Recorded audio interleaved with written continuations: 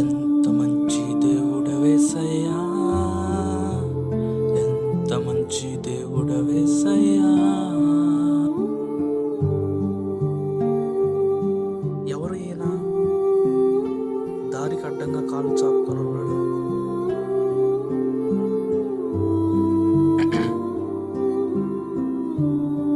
బాబు, ఎవరో వచ్చినట్టున్నారు.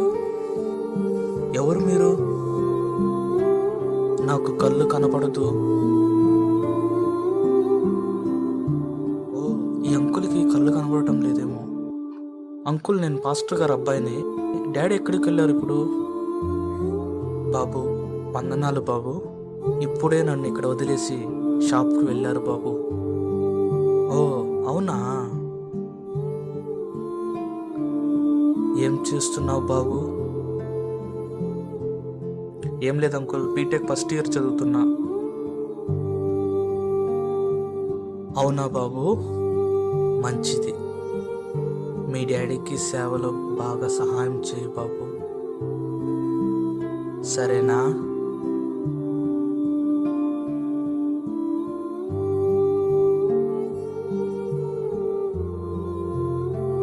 నువ్వు చాలా అదృష్టవంతుడివి.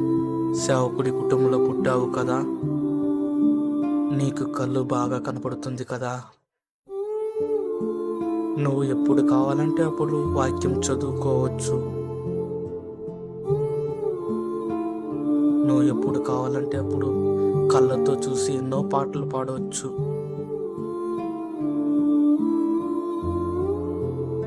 సేవ చేయడానికి నువ్వు ఎక్కడికైనా వెళ్ళొచ్చు కదా. నీకు ఎవరి సహాయం అక్కర్లేదు కదా.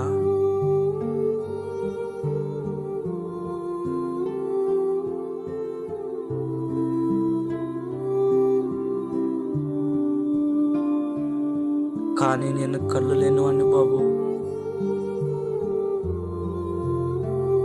మా సంఘం ఎలా ఉంటుందో నాకు తెలియదు.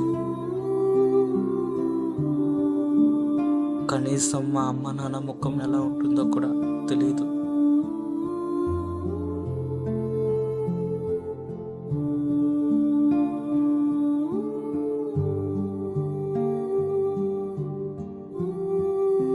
నిజంగా కళ్ళుంటే దేవుని ఎంత మహిమపరచొచ్చు కదా.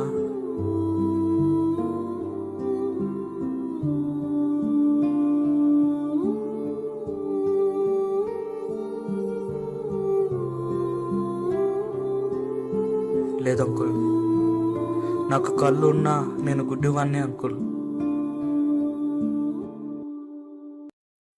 నా కళ్ళతో దేవుని వెతకలేదు అంకుల్.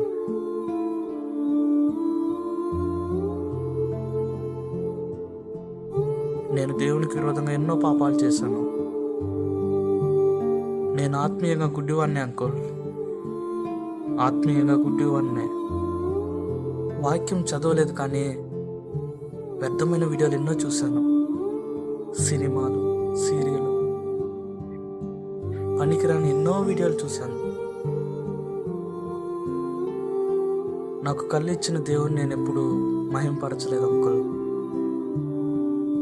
మీరు చెప్పినట్టు నేను అదృష్టవంతుని కాను అంకుల్, నేను అదృష్టవంతుని కాను.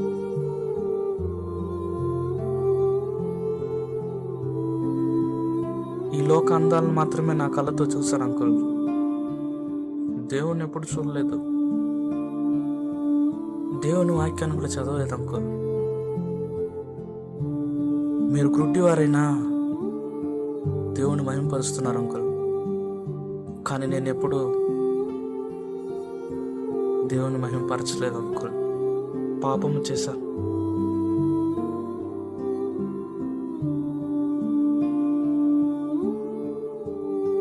పరలోక దర్శనాన్ని చూడాల్సిన నీ కన్నులు పనికిమాలిన దృశ్యాలను చూడకూడదు. యవ్వనస్తుడా, నీ కన్ను జాగ్రత్త. మారు మనసు పొందుకో. దేవుని మహిమపరచు.